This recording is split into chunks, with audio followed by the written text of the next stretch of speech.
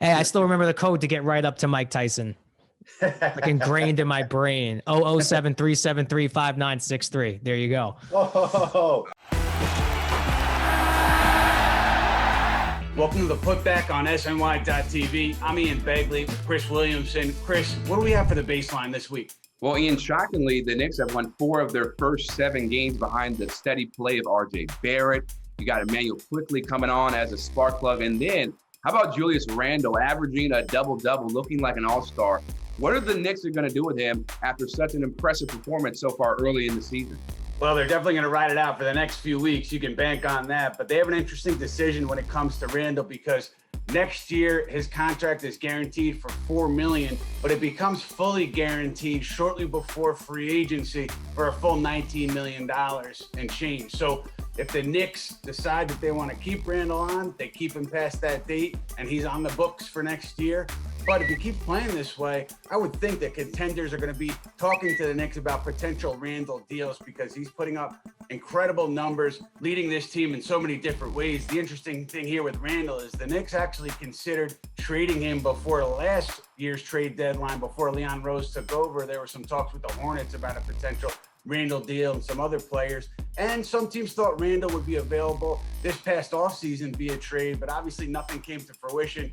And here the Knicks are with Julius Randle leading the way early on. This week's guest is lifelong Knicks fan Jerry Ferrara, an actor of Entourage and Power fame, and co-host of the Waiver Wired podcast. I think the answer is there in the combination of it all. What I do like is, Peyton's a true point guard, but Rivers could ball handle. Quickley could play a little one. RJ could run it. We're running so much of the offense through Randle. It's almost like this point guard-less team that we're going with. Everyone has a little playmaking. That I like, but we do need that consistent scoring from the point. When we have it, we're going to be a tough team to play because we are trying really hard. So it's tough to say if the answer is there right now, but it's closer than we've ever been. That I could say. When you look at the Knicks and you look at this roster and the way it's been really for 20 years, Jerry, you know this more than anybody. They've been seeking consistency at that lead guard spot, and it's a big, big question mark for Leon Rose and his group. And Jerry, Julius Randle, another guy who is surprising some people this year. Last year, I think you thought he was going to come on and be an all-star. It looks like that prediction may come true this year, man, if he continues to play the way he's played over these first 6 games. What are you seeing from Randle so far, and how's it different from last year? Okay, so I feel really passionate about this and about Julius Randle. And I've even texted you at times, Ian, from games where I'm making observations. But I think Fizdale had the right idea, but just executed it. It was just a little bit off, right? Like Fizdale was the one who wanted to run the offense through Randle. And I do think we're seeing right now, he can do it. He's that type of player. What I didn't love that Fizdale, I guess, had him doing was Randle was the guy that was getting the outlet pass, bringing the ball up. And that is where I think it got into some trouble where, he's now having to make decisions and make plays from the half court mark where now Peyton's bringing it up, RJ's bringing it up. They're getting it to Randle in a much more comfortable spot where he could then still make the play. He's shown that he can make the decision. So I love the way they're running the offense through him, but they're giving him the ball on the elbow or top of the key or in the post and letting him cook from there, as opposed to having him being the outlet. He does bring it up from time to time, and he can. But with Fizdale, if you go back and look, he was bringing the ball up like 60% of the time. And right. I just think, he's so young too. I think he's put in a lot of the work and it's showing. And yeah, maybe my prediction, I was just a year late, but I'll take it. You're ahead of your time. And one thing on Fizdale, just early on, obviously he didn't have Elfrid Payton. I think that changed how they started the season.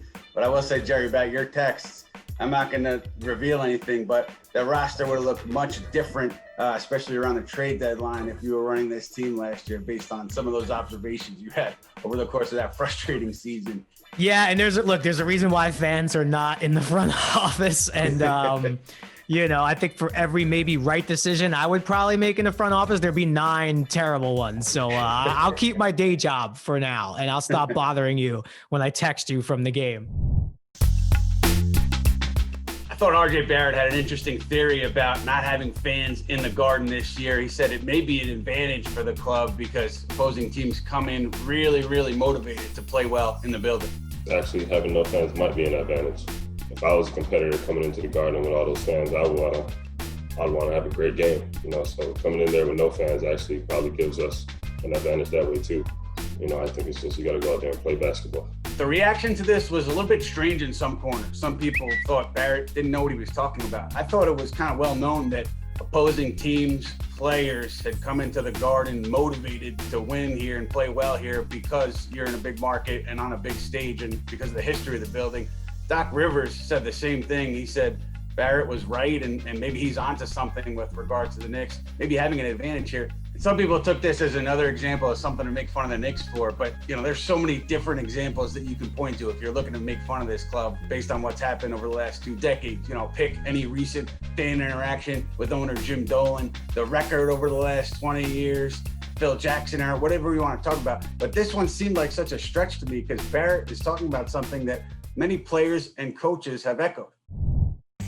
Let's go back to, the fact that you've been a lifelong Knicks fan through the late 80s and the 90s to now. Who does Immanuel Quickley remind you of, anyone on those teams? Look, to me, he definitely has a little bit of that 90s Knicks in him where, a little bit of that Chris Childs, Derek Harper kind of mix. The thing is that he has that I don't think any of those 90s Knicks had he has a burner. He's just a pure shooter. So I do think he's maybe more of like that modern version of like a Chris Childs, Derek Harper, where he could play 1 and 2. I love that he said I played 2 in college, but I'm a 1. And I like that he's putting his name because that was the question about him in the draft was, is he a ball handler and a playmaker in the NBA? We know he's a shooter. So I don't know, man. I see a little bit of that Chris Childs, Derek Harper grit, except the shooting is on a whole other level. Now in the West Coast, Marvin Bagley's dad wants him to get traded. De'Aaron Fox's dad agrees with that as well. What's the likelihood that Bagley can come to NYC? Bagley certainly fits the profile of the player the Knicks are looking for these days. That young player, rookie deal, untapped potential, wants to get out of his current situation. I don't know specifically if the Knicks have registered any interest in trading for Bagley, but you would think that they would have to give up a young player and a pick and a package for Bagley, something like that. It's worth noting, though, that GM Scott Perry does have close ties to that Kings organization because he worked there before he came to New York. So just something to keep an eye on. We mentioned entourage earlier, Jerry, but with Power, how often are you hearing from guys around the league about your role in that show?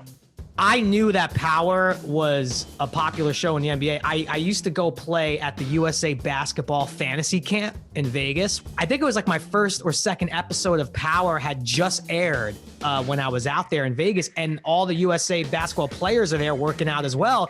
So I'm like walking around the casino and like LaMarcus Aldridge stopped me and said something. I want to say Kawhi Leonard did. Draymond did. I got all sorts of love from Power. And again, it was only my second episode. And I was like, wow. Even I want to say like an NBA ref when I was out at the scrimmage said something to me. I'm like, this is going to be a pretty cool run right now. I like this. All right, Jerry, now let's do a couple fill in the blanks. Thibs will have this team in the playoffs in blank amount of years. 1.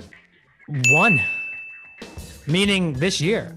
Wow. I think the Knicks sneak in at 8. I really do. I think obviously health is such a big thing, but I think the Knicks sneak in with the 8 seed, or at least in the play-in tourney, I will say. And I think they'll have a good shot at getting in. But if not this year, I think they're in next year for sure. And I'm not saying Knicks are going to the Eastern Conference Finals, but playoff appearances, I think will start. All right, the next one, you will let your sons watch Entourage and Power when they are blank years old.